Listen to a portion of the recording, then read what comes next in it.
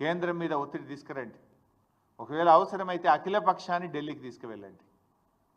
అఖిలపక్షం ఆధ్వర్యంలో కేంద్ర జల వనరుల శాఖ మంత్రి ఇంటి ముందు ధర్నా చేద్దామా, ప్రధానమంత్రి కార్యాలయం ఇంటి ముందు ధర్నా చేద్దామా, ఏం చేయడానికైనా మేము సిద్ధం.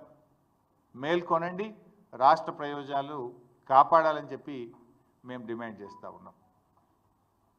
ఇలా బీజేపీని కూడా అడుగుతా ఉన్నా నేను, మీరు కూడా 8 ఎంపీలు గెలిచింది కదా, మరి బీజేపీ 8 ఎంపీలు 2 కేంద్ర మంత్రులు ఈ రాష్ట్రం నుంచి ఉన్నారు, ఎందుకు?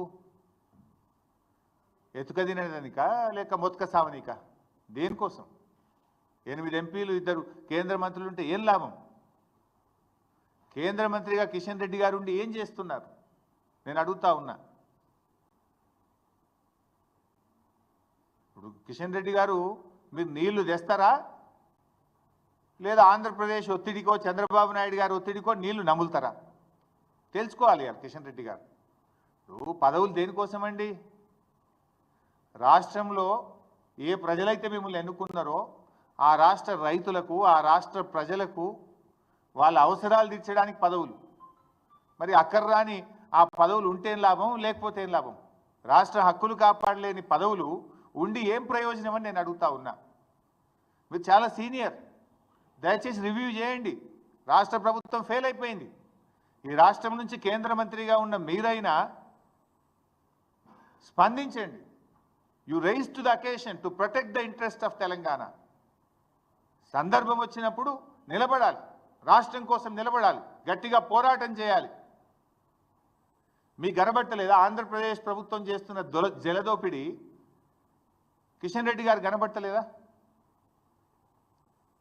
రేపు సాగర్లో నీళ్లు తగ్గితే మీరు ప్రాతినిధ్యం వహిస్తున్న సికింద్రాబాద్ పార్లమెంట్ నియోజకవర్గ ప్రజల త్రాగునీటి అవసరాలు కూడా ఇబ్బందులు పడతాయి. కృష్ణా బోర్డు మీ పరిధిలోనే ఉంది కదా కిషన్ రెడ్డి గారు, మీరు రివ్యూ చేయండి. కేంద్ర ప్రభుత్వ పరిధిలోనే కృష్ణా బోర్డు ఉంది. హైదరాబాద్ వస్తున్నారు కదా, పిలవండి కేఆర్ఎంబీని. 3 మెన్ కమిటీ ఎందుకు ఈసారి సమావేశం కాలేదు? కేఆర్ఎంబీ అనుమతి లేకుండా 3 మెన్ కమిటీ నిర్ణయించకుండా 666 టీఎంసీల నీళ్లను ఆంధ్రప్రదేశ్ ఎట్లా తీసుకుపోయిందో ప్రశ్నించండి. ఎందుకు అడగరు మీరు? మీ ప్రతాపం ఎంతసేపు మా మీదనేనా? రాష్ట్ర ప్రయోజనాలు కాపాడడం మీద మీ ప్రతాపం చూపండి, మీ సత్తా చూపండి. ఈ రాష్ట్ర ప్రయోజనాలు కాపాడండి. సో ఈరోజు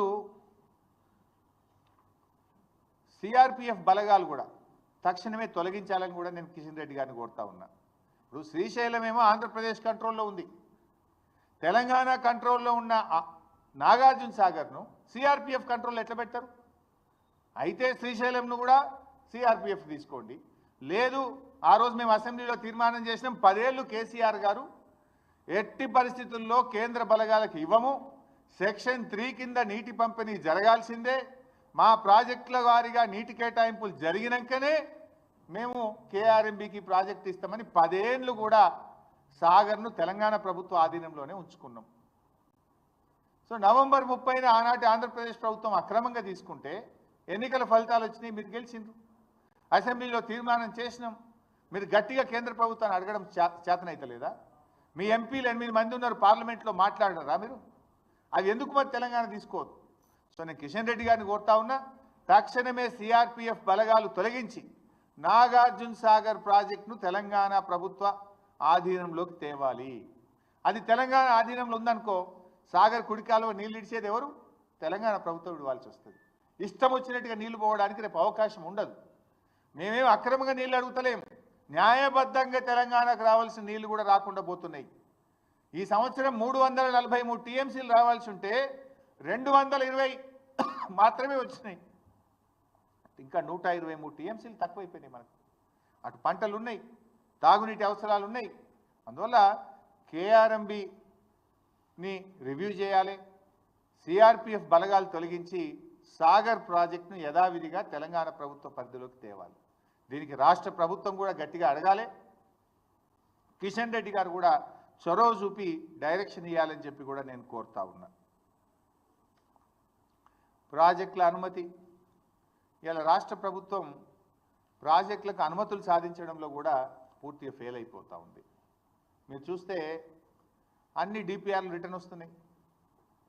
ఆనాడు బీఆర్ఎస్ ప్రభుత్వం ఉన్నప్పుడు మేము చెనాక కొరాటాకు అనుమతి తెచ్చినాం, చిన్న కాళేశ్వరంకి అనుమతి తెచ్చినాం, చౌటుపల్లి హనుమంతరెడ్డి ప్రాజెక్టుకి అనుమతి తెచ్చినాం, గూడెం లిఫ్ట్ ఇరిగేషన్కి అనుమతి తెచ్చినాం, మోడికుంట వాక్కు అనుమతి తెచ్చినాం, కాళేశ్వరం ప్రాజెక్టుకు అనుమతి తెచ్చినాం. ఇట్లా చాలా ప్రాజెక్టులకు మేము అనుమతులు తెచ్చినాం. మీరు వచ్చి 15 నెలలు అయింది, అనుమతులు తేలే కదా.